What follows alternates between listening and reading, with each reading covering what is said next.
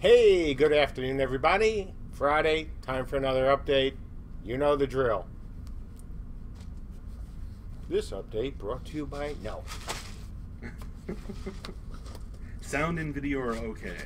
Awesome. So, hey, hope it's been a great week for everybody. And if you saw, if you were in the morning test with us, you saw another reason why I'm in such a good mood right now. What happened this morning? Same thing that happened earlier the week. Same thing that happened last week. We had another big bot battle test. Got the server numbers up even higher, and everything ran perfectly. It was lovely. It was fantastic. It was, working as expected. It really was fabulous. So fabulous, as a matter of fact, that tomorrow, Saturday, from 2 p.m. Eastern to 5 p.m. Eastern, we are also going to be running a big bot battle test for all you Alpha, Beta 1, and IT backers. So, there's a ton of you who have not obviously been in any of the battles yet, because we schedule a time that is convenient for us during the week. But this weekend, thanks to Tim, so everyone who comes into the test, make sure when you come in you go, thanks, Tim. Tim is taking time out of his family's schedule so he can monitor the test. So for the next for those 3 hours, he will be there. I'm sure I'll be there. Probably some other CSE folks will be there. So, there's so many of you that haven't come in. If you want to come in, come on in, because if we need to, we will happily take down the number of bots to have even more real folks come in. So, first time we've done this with the current build, or even older builds, with the big bot battles, with, of course, the new systems. So, details on that, I was actually working on it before I sat down. Details on that will be coming out later today. Don't expect anything new and different from the current tests. This is a very solid build with the same 2 bugs we've been working on. We didn't want to put up anything that could explode even faster. So, if you guys have been in already, don't expect to see anything new. But based on the number of people who've come in, there's a whole lot of you that have not seen it. This will be a great time for you to see what a big bot battle test is like. So, having said that, let's get to the top 10-ish, which I think is 12 today. So, number 1, what do you think is the first thing? The unique bots. Wait. Unique bots. What's a unique bot? So, for you, those of you who've been in the tests, you've seen that we are using a lot of the same models for the TDD, for the Vikings, blah, blah, blah. And this is the same thing we did way back when with our older tests. So, what we did was great. Obviously, we had a lot of bots in there. We had the possibility of having a lot of unique bots, but we actually didn't take advantage of making as many of the bots unique as we could have. Now, before you get confused, wait, doesn't that mean they, weren't using the same bandwidth? No, no, no. All I'm talking about is the model. So look of your character, no difference other than, yes, it was using the same model. So we could go up to about 500 last time if we had wanted to. We didn't. We're working on going up to 1,000 and more. We're taking a very cheap and easy thing, and we've done this before to color the bots. And so you'll be seeing that not in this test, but in an upcoming test. But as, what's the word I'm looking for? A sideline, highlight, when something good comes out of it. Side effect, there we go. As a side effect. Silver lining? Well, it's not even silver lining, because that means that something bad was happening. So I think it's side effect or outcome or whatever. Bonus, there we go. As a bonus of doing that. See, we don't rehearse this stuff. No. When you've seen other companies do this and everything seems like, it's going very well, and hey, maybe they rehearsed that. Yeah, the answer is never. I mean, literally never. But as a bonus because of that, we've cut the memory footprint. We've got an improvement in FPS. So even if we don't have all 1,000 unique bots at any one time, you still get all that benefit. Plus, when we go to a 64-bit client and we have access to even more memory, this becomes even less of an issue. So yeah, great progress on that. Very happy. Next up, the character info screen. So yeah, you know, kind of need a few things to make this feel like a game, right? And not a really cool tech demo. So a character info screen, which happens to be, oh, I don't know, one of the things on my, beta 1 document. Now we're working on it. So you'll actually be able to see what character you created inside the game. NPCs. So if you guys remember the old checklist, we talked about how NPC guards could be part of the beta 1. So we started working on that. Colin's done some great initial work, and so we are moving ahead with adding NPCs. You know, and before I actually get sidetracked, well, I'm gonna get sidetracked anyway. So what is an NPC? Because some people have actually confused this with bots. The big difference is NPCs are not networked. NPCs are not PC clients. NPCs are simply the monsters, the guards, the anything, you know, even poor little Bambi, who you might actually be taking out for poor little Bambi's skin. I got Max to laugh. I knew that would work. Those things are needed for this game. Not in the same way, of course, they're needed for a PvE game, but they're needed, of course, to give you guys, at times, sources of materials. Things to kill in the depths. Things to guard, obviously, your homes. And bots, on the other hand, are fully networked, fully autonomous PC clients. So this is very, very different tech. So the NPC tech is going in, or is beginning to be laid out. So we're looking good to have at least some level of NPCs in for beta 1. Blueprints. So as our builders have known and know, we haven't been doing anything, you know, certainly substantial on Cube. We need to, of course, get blueprints working for beta 1, for builders, and for folks who are working in Cube. So yeah, work is moving forward nicely with that. Channel copy improvements. Yeah, now I know this is one of those things that, what the heck is a channel copy? So if you folks remember, you know, way back when, at the dawn of the Kickstarter, and early on when we were showing our tech, we showed how things can be updated real time. That you can put something in an editor, and then that's moved into the game.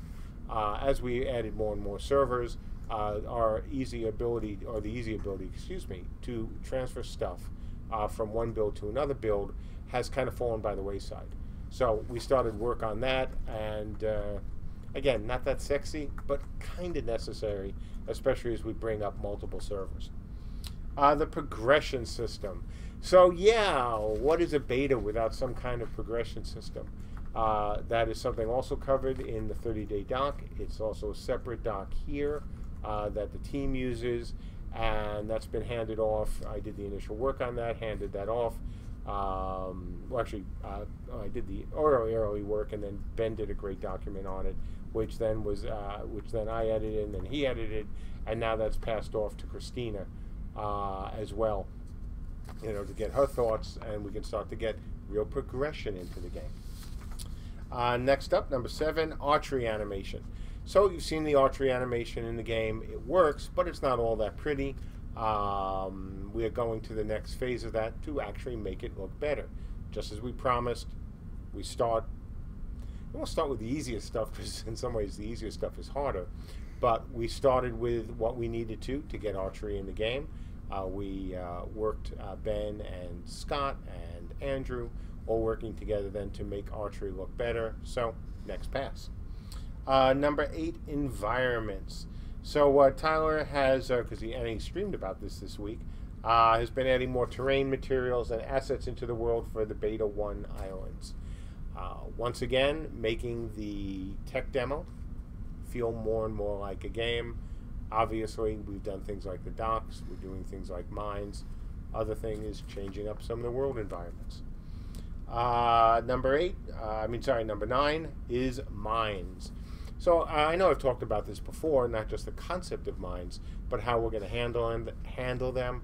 Of course, the right way to do it is as a set of puzzle pieces, so that the art team can create all these different pieces that Ben and I, or other people as well, can use to put together a lot of mines, because it's really important when you're working on mines that you don't get too far out of your depths. Get too far out. Oh, we heard you. Didn't hear anything back. Number 10, weapon trails. So I don't know if you saw Andrew's stream this week on working on weapon trails. He's done some really great work. And we've had some, for the first time, some weapon trails that actually start to feel like a game that has all grown up weapon trails. So I think you'll like what you see. Also, a work in progress, not finished, but certainly better than what we had, though honestly that's not saying much because we had almost nothing before. But it's in, and it's being worked on, and it's going to look really good. Even the first pass of it looks really good. Number 11 is weapons and armor. So you saw some of the basic work we've already done on arrow quivers. Again, I know not that most exciting thing, but we now have the TDD variants as well, and I think we're going to have some art for the update to show. Number 12, and the last one on the list, so that is character skin improvements. Not character skinning, because after all, you can't really skin characters in the game. Well, not yet, anyway. Oh, good, I got Max to do one of these. So John spent spent a bit, sorry, not a lot. He spent a bit, not a Bitcoin, but a bit of this week and last week investigating art improvements to player character skin materials. So we've decided what programs we're going to use, how to tweak things to make them look better. And, you know, this is one of the things I keep saying, and I will say as often as I need to, everything that you see in the game is a work in progress. Nothing is finished. Nothing we're saying, hey, we're done. Because that would be kind of, oh, I don't know, stupid. So for those of you who've seen, whether it's our art or our VFX, or even our tech, we're going to keep working on this throughout beta. And this is one of the things, you know, we promised you folks, like with the animations, that even the first pass animations, and I know some of you might have been afraid, certainly some of you said you were, that we were going to get first pass, oh, that's going to be done. That's, you know, developers always say that. Heard that a few times. Developers always say they're going to continue to work on them. Yeah, well, come on. We do. We've always shown that we are very, you know, serious about it. And here's another thing. You know, we know that, you know, the character models didn't look as good as, you know, not only as we thought they could, but as good as a release game. We were never worried about that because we're doing what we always do. You get something in, make it look better, and then you revisit it and you make it look even better. So part of the process, and like everything else, you've seen the improvements, and you'll continue to see new improvements. So that's it on the top 10-ish, which was 12. We've got a whole bunch of user stories that will be talked about in the update. As a matter of fact, to give you a heads up, we had 34 old cards with 155 complete. That's not too shabby. And then 3 new cards with 16 complete. So over 171 items were completed since the last time we did user stories, which was, all of 2 weeks ago. So once... Well, last month. I mean, we do once a month. Oh, sorry, once a month. Now. Sorry, I forgot. Yeah. My bad. My bad. Totally forgot we were on a once a month update. Habit. Been a number of years. So, like I said, even then, not bad at all. I tend to downplay things anyway. As a guy I was just talking to from, let's just say a region far, far away, how I was explaining, and he actually remembered that we were talking, they tend to downplay things until I really believe in them, or know that we can accomplish them. So, yeah, still good, 171. So, yeah, for 16, let's get to a Q&A, and I'll keep it definitely no more than 5 o'clock because I want to get the email out to you folks about the test tomorrow, as well as to get an update done and get out of here before 11 o'clock. All right, well, let's dive into it. Odilvik asks, Will mines contain a single resource type, or might there be different veins of materials within the same mine? Oh, both. I mean, could we have mines that are only for one thing? Of course. Can we have mines that are for multiple things? Absolutely. When you look at an area like the depths, for example, that would be really boring in terms of any kind of veins if it was only one. Of course, if it's a blood vein, that's a whole different story. But hey, we're going to, the way the system is already laid out, we can have combinations of all different materials and nodes laid out within them. Thaddeus001 says, Kama had a good question last week that didn't make it in. How long in real life will a season, spring, summer, fall, winter, in game last? Oh, we have absolutely no idea whatsoever. That's one of the things that, at the end of the day, we know is important, but it's not one that we are going to spend any time worrying about before Beta 1. Because it really isn't something that we should be worrying about. When you're designing a game, especially as a small team, if you're going to get caught up on all the details, especially the little details that you don't, even if they're more important, that you don't need before Beta 1, you end up not being able to spend time on other things. The length of the seasons, the length of the days, all of that is going to be very subject to change, and something that, as long as we have the system to support it, whatever numbers we start with, and I know this is something I say all the time, whatever numbers we start with are absolutely irrelevant because they will change over time. The only thing that's important is at some point you have them in so you can test them and see what works. Hilarion asks, regarding mines, will there be player-created mines? As of now, no. We're not thinking at all about the concept of actually creating your own mine. On the other hand, expanding a mine is a totally different story. Laudoween asks, was the source of the name of the new server the Mercian King or something else? Something else. I talked about this on the forums, many, many years ago, like decades. I was in college, and I had transferred from University of Rochester over to Syracuse. And when I was in Syracuse, I started to get interested again in gaming, and this was at the time that Dungeons and Dragons was getting started. And the reason I got actually interested, I was sitting in my girlfriend's house at the time. My girlfriend at the time, I was sitting in her house, not the other way around, because I have no idea where their house is now. And I was sitting in a chair and reading a Time magazine article while I was waiting for her to get ready to go out. And in the article, it talked about gifts for Christmas. And they were going through all this and boring. And then it said, and there's one particularly incomprehensible game called Dungeons and Dragons. Oh, well, that was sold. I heard that. It said, incomprehensible.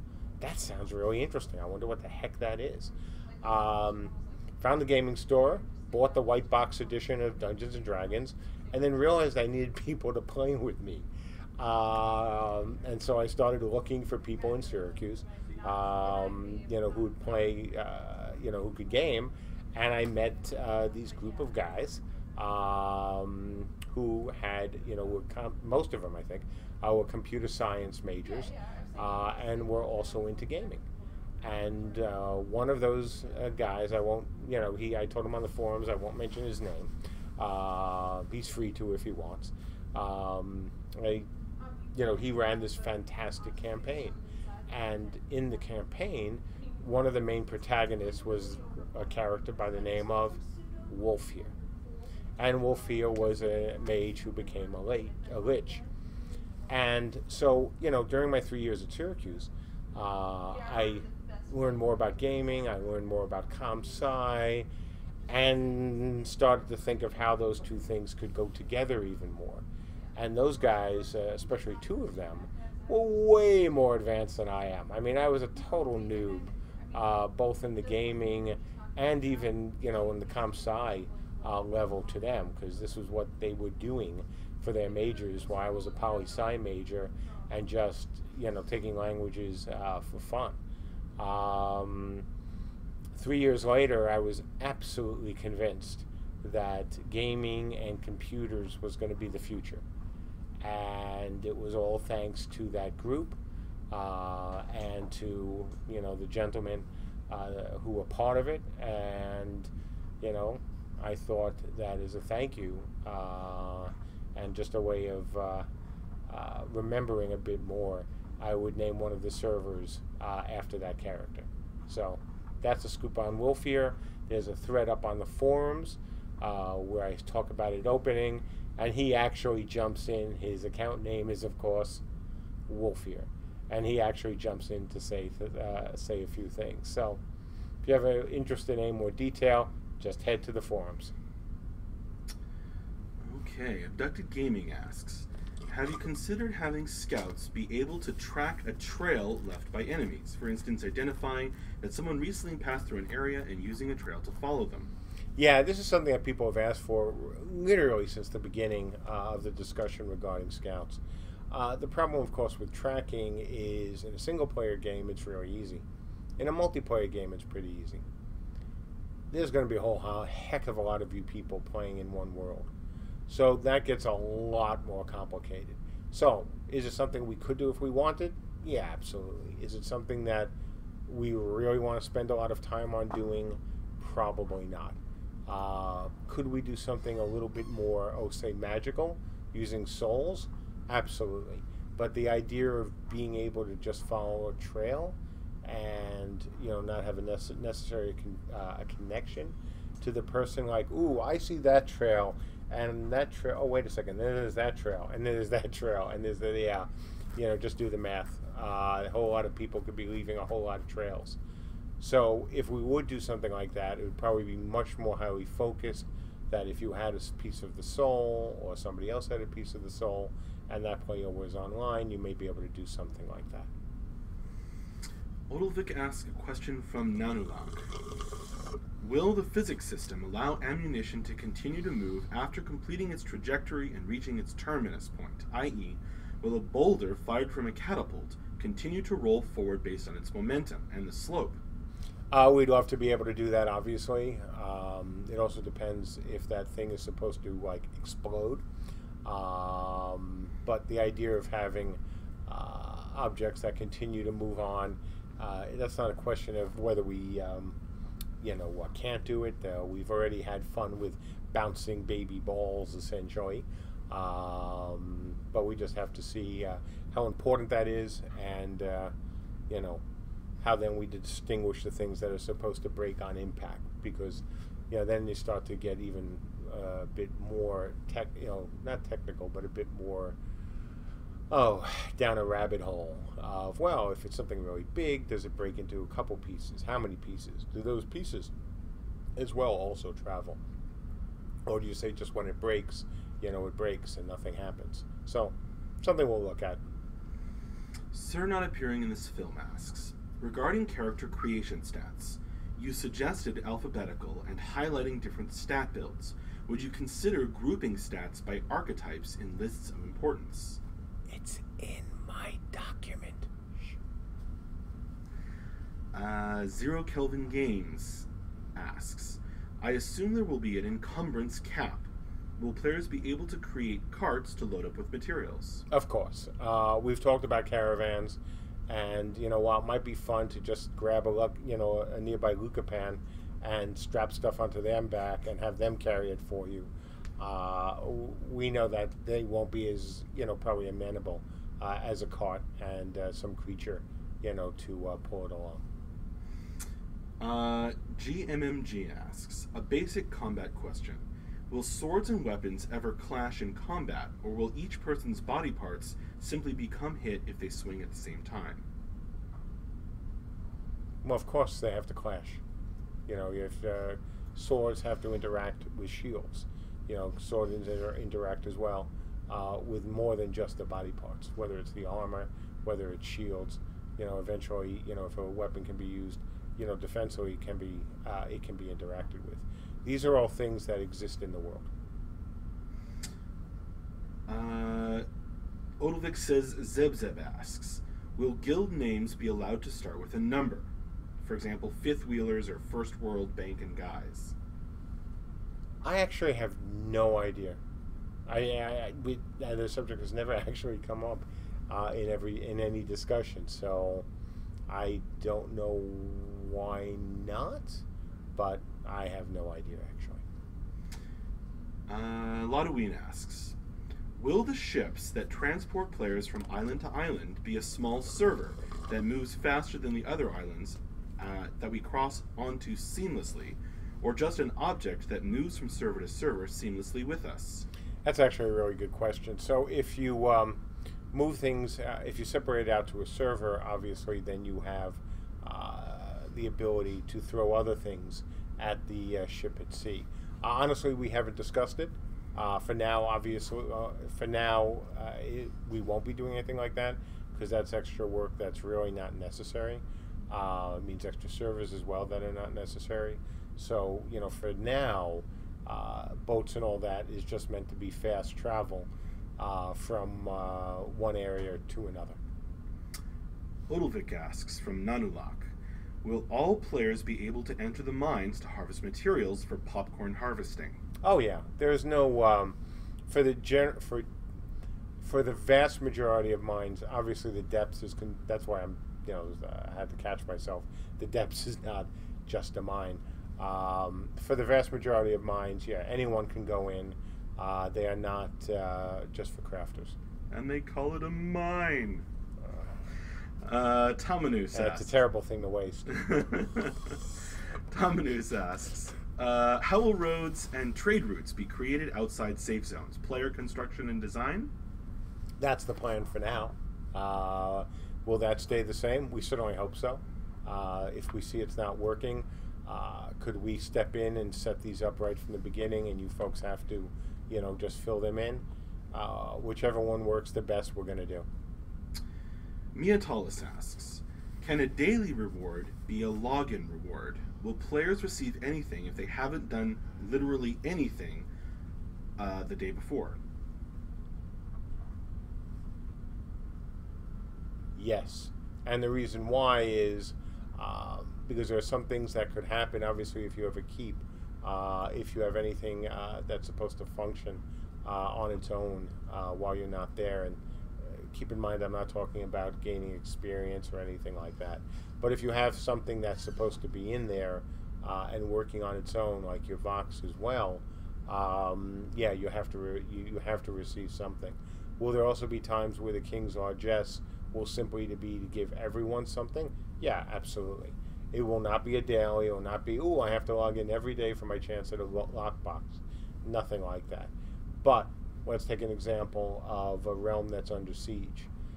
If you log in during that time, the king may say, okay, we're outnumbered 3-1. I'm releasing additional stores of items for the combatants to use and also for the crafters to use. So yes, there'll be times where you'll be getting rewards, even though you're not doing anything necessarily in particular, but not in the gotta log in every day to get your daily. That's not the plan.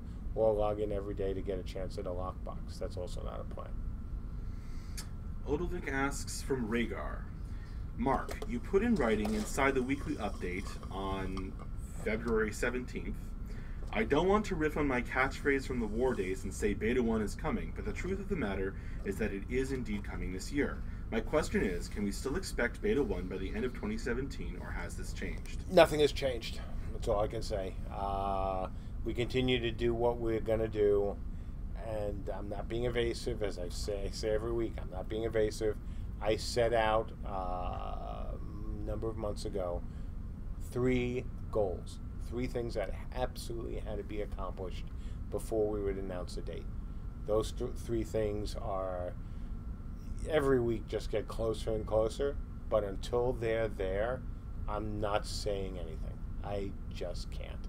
I'm not going to break, I don't want to say break with tradition, but I set, I set up the limits, and I'm going to stick to it until, we, meet those requirements. Odilvik asks from Andrain, is it possible to create a setup that allows guilds or people in a realm in general to engage in mock battles and or training events. Yeah, I saw this. This seems like a very clever way to get around the "hey, we're not going to be dueling" thing. Look, if there's some really good use case that would really come out of the extra work involved, we would think about it. But, and this is a huge but, as I've also said before, anything that makes it harder for people to get along or that leads to anger within a realm, we're going to be very careful of. And something like dueling could not only be annoying as hell. So-and-so sent you a dueling request. Yeah, I used to love those in WoW. We're going to be really careful about putting in. So, we'll think about it. We'll always consider it.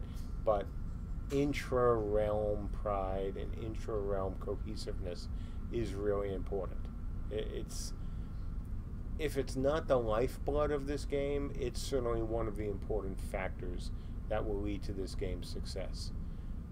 Just like in Dark Age of Camelot, just like in other games that I've talked about that have used it, certain factions are realm-based, you have to be at least somewhat friendly with the people on your realm, within your realm. So we really want to cut down on the opportunities for people not to be friendly, with the other folks.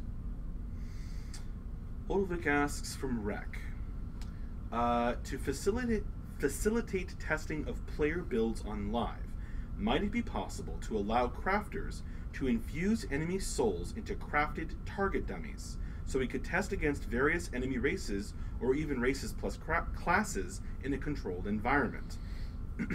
Yeah, that's a great idea. It is something that, frankly, we have never discussed.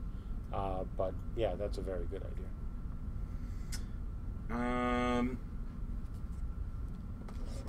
Patrick Radulian on the YouTube chat asks, will builders be able to upgrade already built constructions to more solid versions? Oh, yeah, absolutely.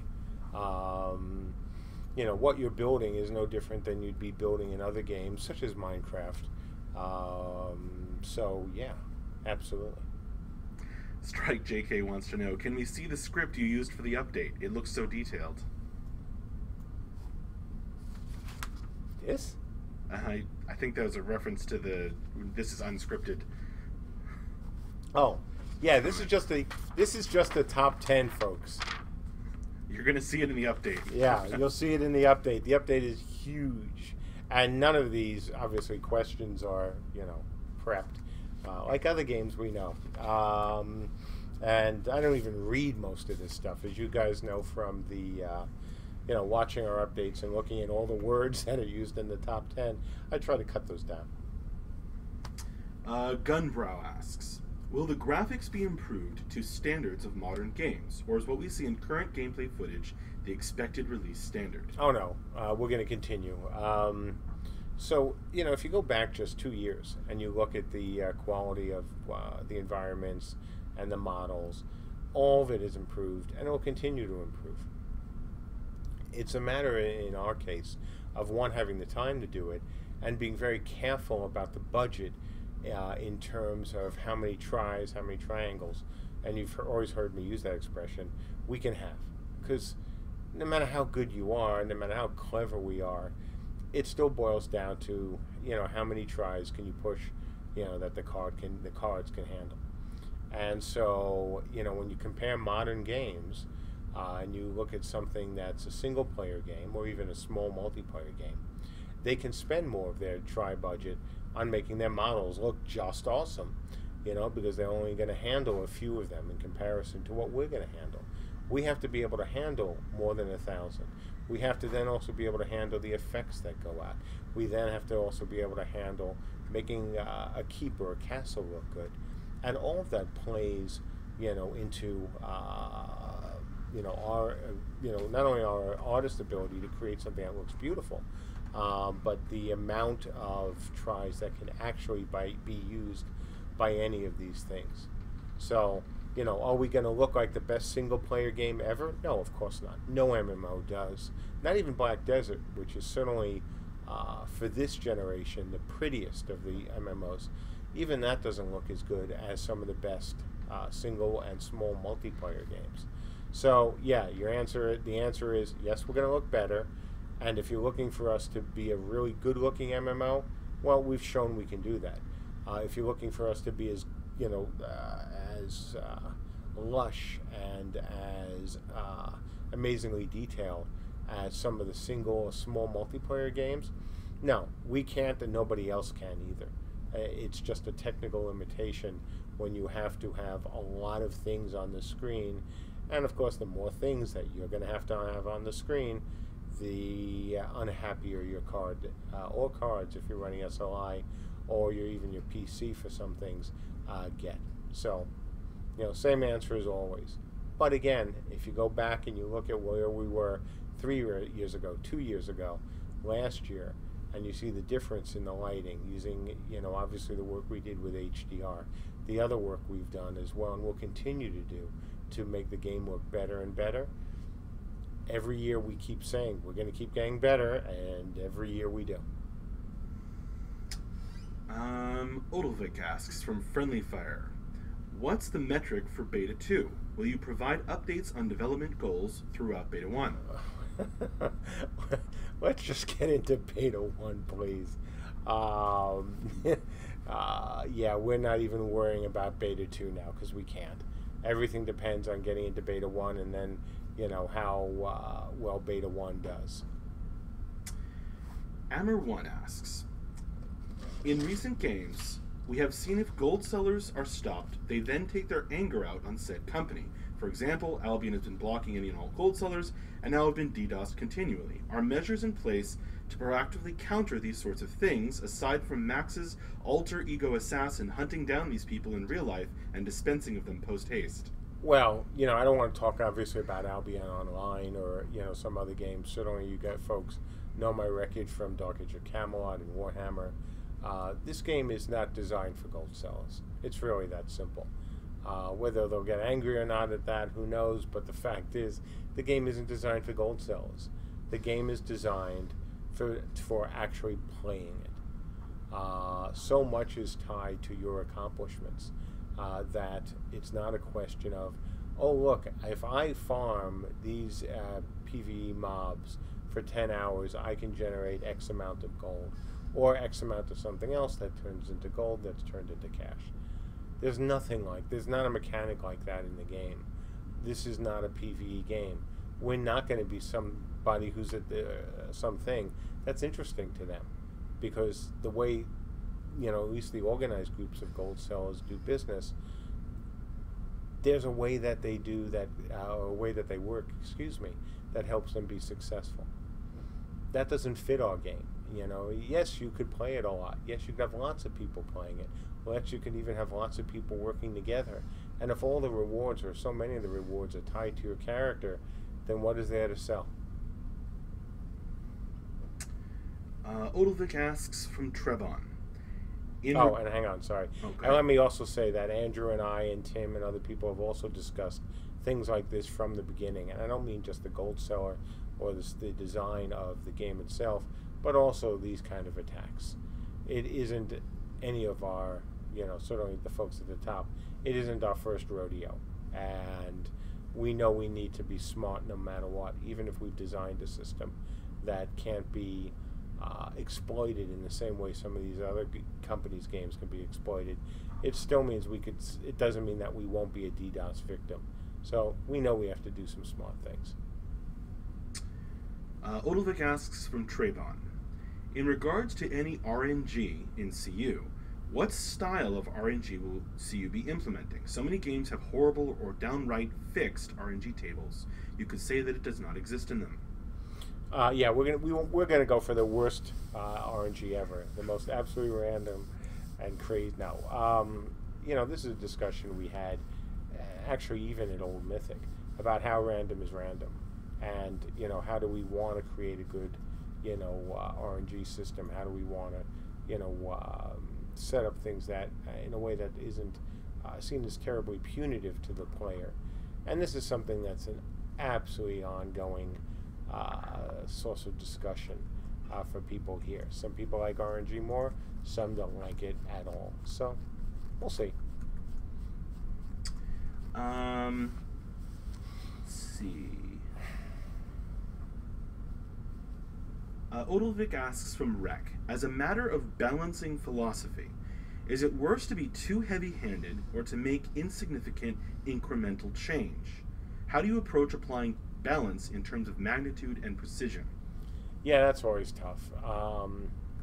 One of the things that I said during Warhammer's development and even after it launched, which is both good and bad, you can argue it certainly in both ways, is that I didn't want us to go about nerfing.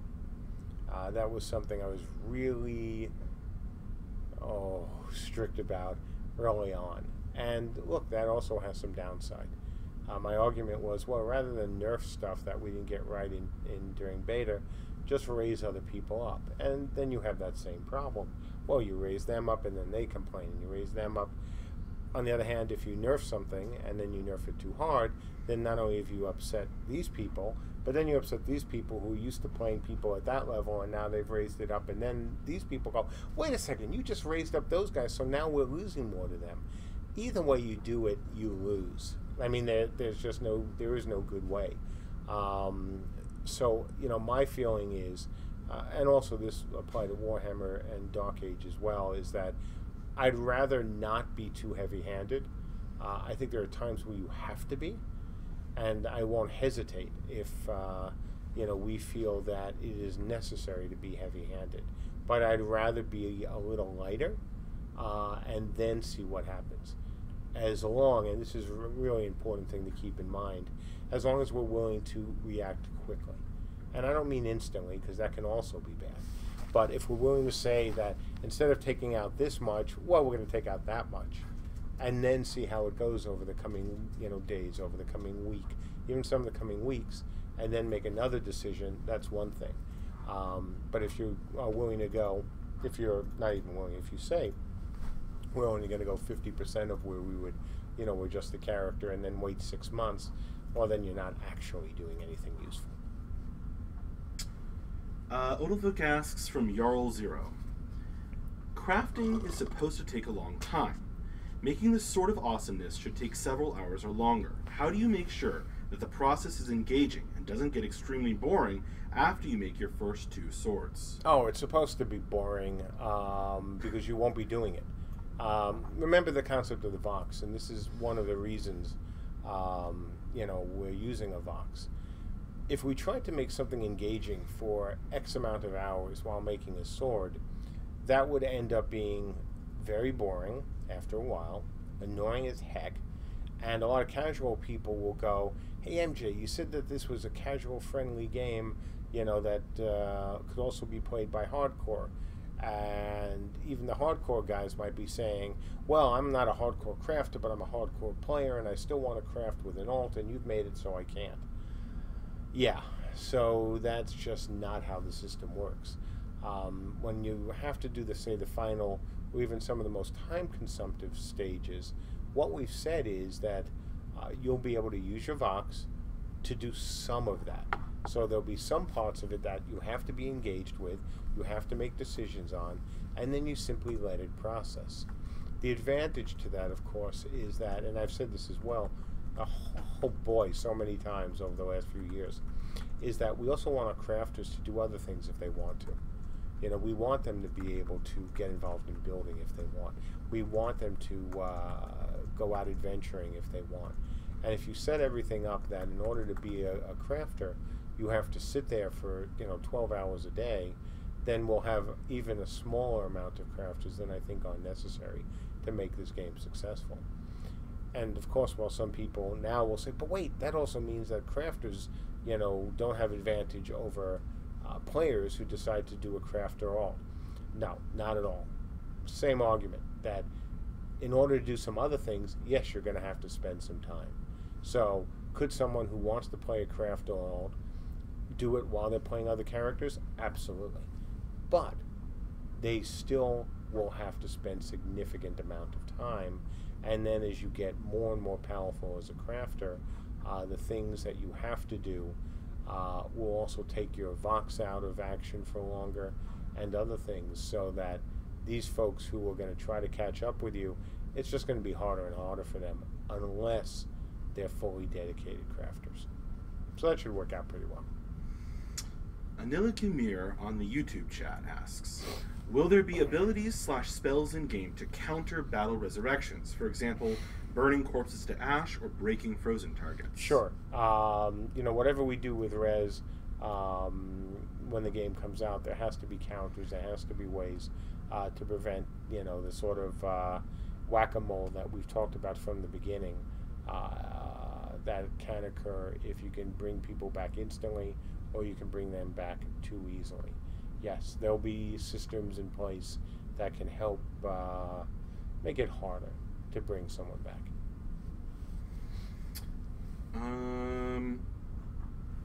Odilvik asks from Medic, Winter's Shadow class description says the bows of the Winter's Shadows may not shoot the furthest. Does that mean the actual distance they can shoot an arrow is shorter than for a Blackguard or for a Stalker? Yeah, this is something we've talked about as well from the beginning, is that all weapons are not created equal, and that different realms' weapons have different advantages and disadvantages over other realms' classes and their weapons. This is nothing new.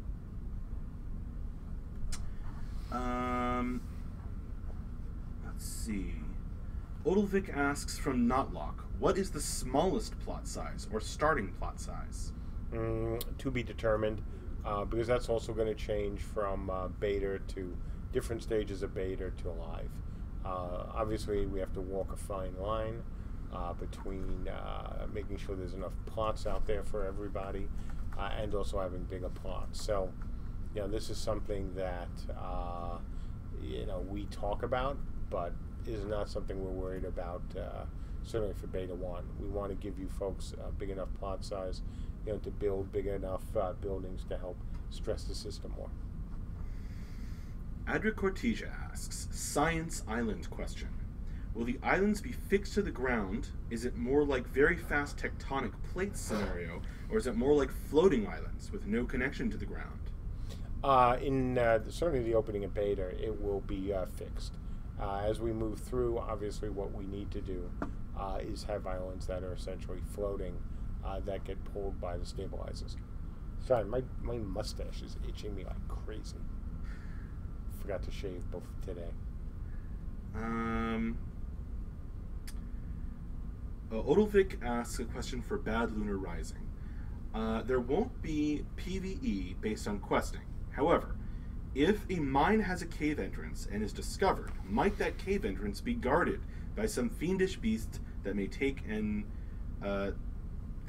a while to kill? Absolutely. We said that for the depths, so it's no different from mines. It's no different from other things that you're going to find in the world.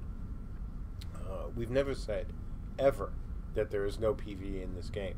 We have always said, right from the beginning, there's no PvE leveling. So, will there be things you have to fight? Well, obviously there have to be. Not just players, you need guards. So once you accept the whole idea of, hey, there are guards in this game, then it doesn't matter whether they're guarding a mine, guarding a crypt, guarding a store. They're guards. That's their job.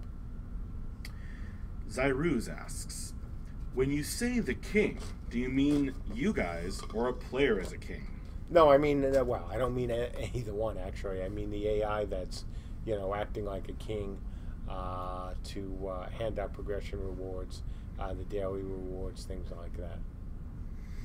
Christian Hansen asks on the YouTube chat, is having 3 realms part of the gameplay balancing? For instance, in Daok, if one realm had all the relics, the other 2 realms tended to work together against the one and balance things out. Yep.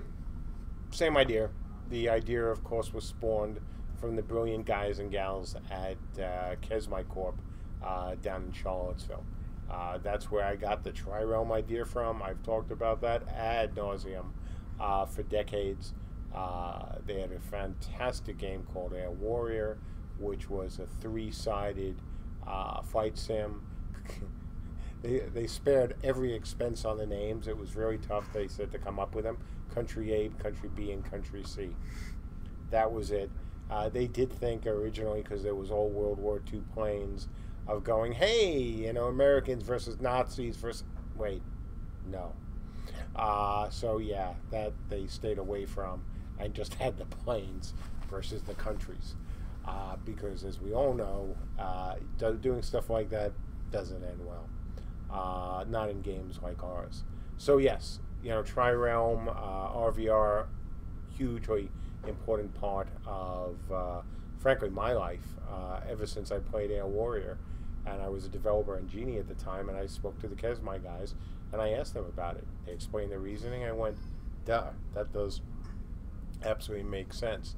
And for exactly the same reason that you said, is that when you have three sides, when one is outnumbered, they can work with another side. Because you weren't kicking that side out of the game. You were just blowing up their planes. And, teaming up 2 versus 1 when they're the two biggest didn't do you any good. And so it was a really, really clever system. And I was thrilled to be able to use it in Dark Age. Thrilled to be able to use it now. Wish to God we had used it for, was the original plan for Warhammer. My ID here asks, are you guys getting tired of answering the same questions over and over again? Or is it just something you have to do? And are you prepared to do this much more once Beta 1 starts? Oh, hell yeah. I mean, look, at the end of the day, you folks have provided a lot of the money to make this game. I think anyone who has to, who provides that deserves extra special treatment. I tried with myself, but every time I ask myself questions, people start to wonder about me. So, I can't really question myself. But you guys can. And you can do it as often as you want. Again, this is your right. And even if some of you in the chat are not actually backers, that's fine. It is our job to make this game. It is also, I believe, our responsibility as prudent caretakers, not only of your donations, but of the game itself, to be willing to ask questions. To be willing to answer questions about it. I think that's the minimum that you're owed. I think you're owed this for any Kickstarter game, and I don't care whether it's us or Star Citizen or anyone else. Once you start taking people's money, you owe them a certain amount of care and a certain amount of extra effort. So yeah, if I have to answer the same question again and again, do I love it? Well, of course nobody would say, oh yeah, I love it, because then you would need to drug test me or senility test me, one of the two. But is it something that I do? Yeah, absolutely. Does it particularly piss me off? No, not really. We're not in beta, and therefore I should answer questions about this again and again. Patrick Redulian on the YouTube chat asks, regarding crafted items, e.g. a sword, will it break entirely with time, or will its different parts decay independently? And will crafters be able to repair these parts individually, or will the entire item be repaired and replaced as a whole? Fantastic question. I think that is, pretty sure it's the first time I've actually been asked that, so Patrick, well done.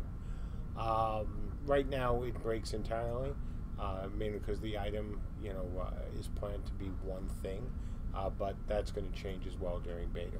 We do have parts, and these parts should be able, I think should, be able to be broken, separately. Let's see. 5-minute warning, folks. 5-minute warning.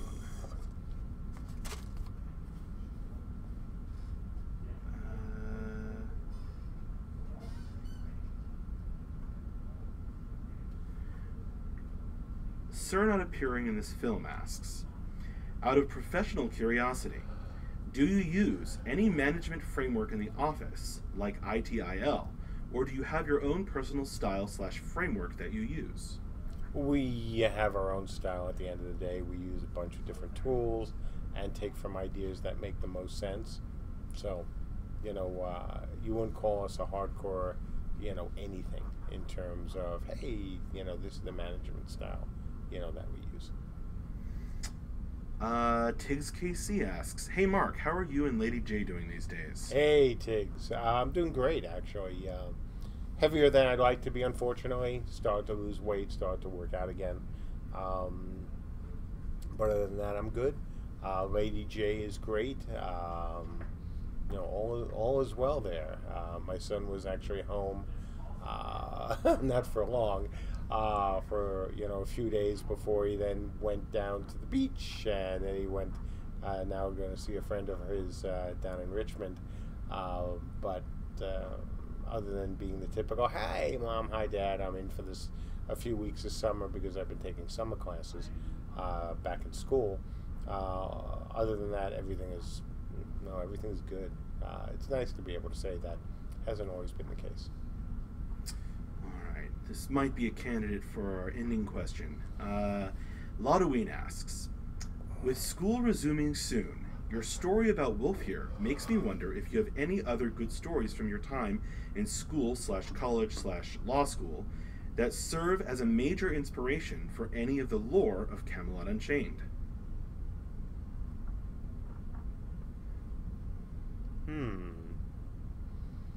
Wow. I haven't thought about that in quite a long time.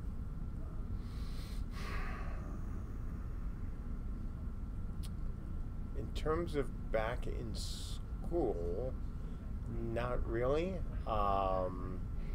The whole comp sci thing, the whole gaming connection, absolutely. Lore thing,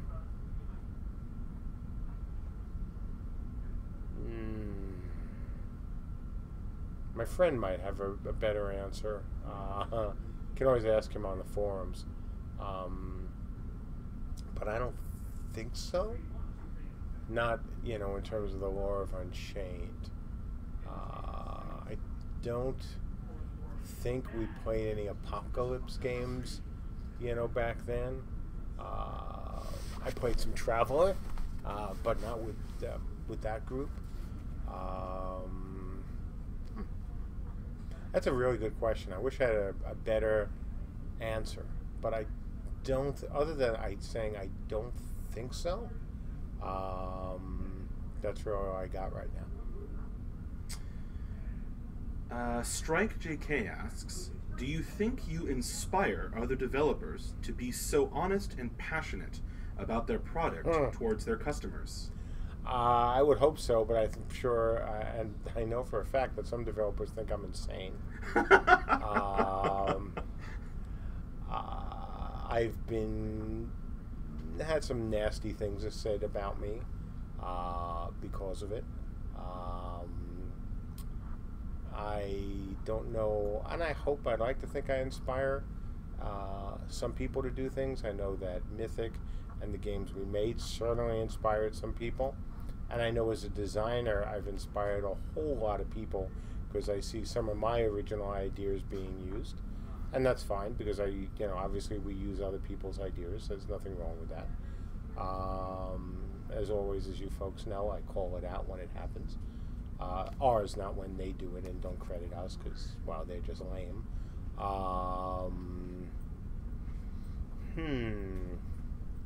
I think, I've spoken to a few people, not many, who've said, yeah, we like how you do things and we're going to try to do things the same way. But honestly, I've gotten some negative blowback as well about trying to set too high of a standard or being too honest. Or, I've heard, well, not everyone can do what you do, MJ. Usually they just call me Mark, not MJ. In terms of going on the forums and doing all this stuff. And it's not that, I'm such a unique and special flower that only I can do this. It just takes time and a willingness to do it and a willingness to at times embarrass yourself and a willingness to admit a fault. I know there's, 4 names in particular would come to mind who hate with a passion my willingness to do mea culpas or to take responsibility for things because Lord knows they wouldn't. So that's a really good question. I do wish more developers were like me and like CSE, and even for many of the years like Mythic. We always tried to run our companies, honestly. We always tried to treat our backers or our players well. Yeah, we made mistakes. Everyone does. None, zero, zilch, were mistakes that were made on purpose.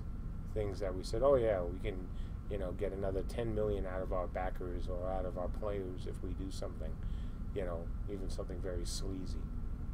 So we've never done that, never will. I have no patience for that. I have no time for that. A gentleman I was speaking to on the phone, literally right before I jumped on here, I was chatting about that, and my joke is, yeah, if I could just lie better, I'd be a billionaire by now, which is probably true. Actually, I know it's definitely true, but I won't. So that's not going to change. And I wish other people would do it as well. We have enough hatred in the world, and enough, gee, really, thanks, Mr. Wizard, for coming up with that one. But we have enough hatred in the world, and enough hatred in the game development industry. That's caused by people lying. That's caused by people's beliefs, not necessarily good beliefs. So yeah, I really do wish actually that more developers were like me, and more publishers were like me, because then we would have a much better framework for understanding, not only in the games industry but the world. So yeah, I do wish very much that other developers would be at least, if not inspired, because that's a kind of loaded word, but would at least look at what I do and go, yeah, maybe there is some merit to that. Yeah, maybe you do take it, in the shorts a few times because you're open and you're honest. But maybe that also breeds a certain amount of trust and makes things easier with your community. I've said right from the beginning that you backers have been so patient and so understanding with our, delays. And not all of you, but the vast majority of you. And I hope some of that is caused, by the way we treat you folks. And I think if everyone treated each other better, again, in the world especially, we'd be in a much better shape. I try to do that in my daily life. I try to do it here. No one's perfect, but we try. And so, yeah, I think if more developers were like me and like us, everything would be better in the industry, because most people, the people who work with these companies, the people who work at these companies, and the people who deal with these companies wouldn't be saying all the time, oh, they're just crooks, or they're lying, or they're incompetent, etc., etc. We'd be having more dialogues. We'd be doing things like this. This is one of the reasons we do this. Again, unscripted. Max isn't. Max has no marching orders to screen certain questions other than the usual. Hey, when is beta starting? I'll allow one of those. Per chat. Other than that, he's not under any. Hey, don't talk about this. Don't talk about that. Don't talk about that. Don't talk about that. Ask what you like. I do say sometimes, hey, if it's a more design question, you should ask Ben. If it's a more guild-like question, you ask JB.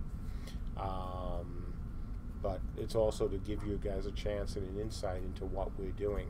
It's why people like Andrew stream as well, so you can see what he's going through, as he's coding, and how their brain is working.